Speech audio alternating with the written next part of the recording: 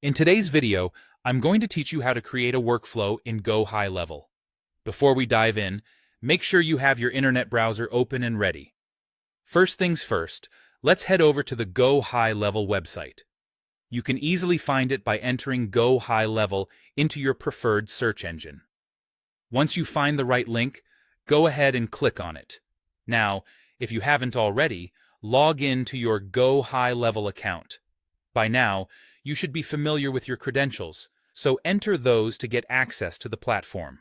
With access granted, direct your attention to the left-hand menu and find the Automation section. Click on it, and then select Workflows from the drop-down options. This will take you to the Workflow dashboard where the magic happens.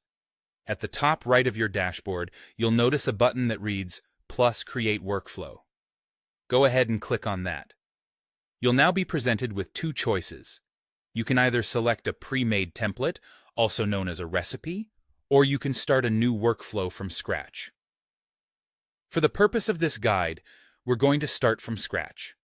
This will open up the workflow editor, where you have the creative freedom to design and name your unique workflow.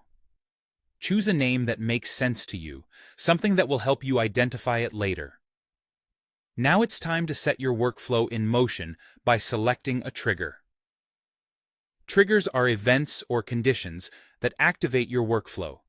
To add one, look for the option that says Add New Trigger, or click on the placeholder that suggests where to add one.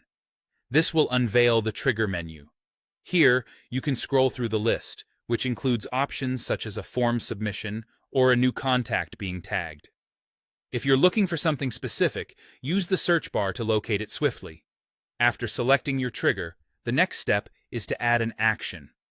To do this, click on the plus button right beneath your trigger. You'll get to choose from various actions like sending an email, sending an SMS, or even adding a tag to a contact. Make sure you configure the settings for the selected action, tailoring it to meet your specific needs.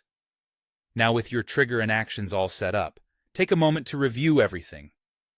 Ensure that all elements are working in harmony and adjust if needed. Finally, don't forget the most crucial step: publishing your workflow. If you don't publish it, your workflow won't be activated, and all this effort will go unnoticed. Once you're satisfied and everything looks good, hit that Publish button. And there you have it.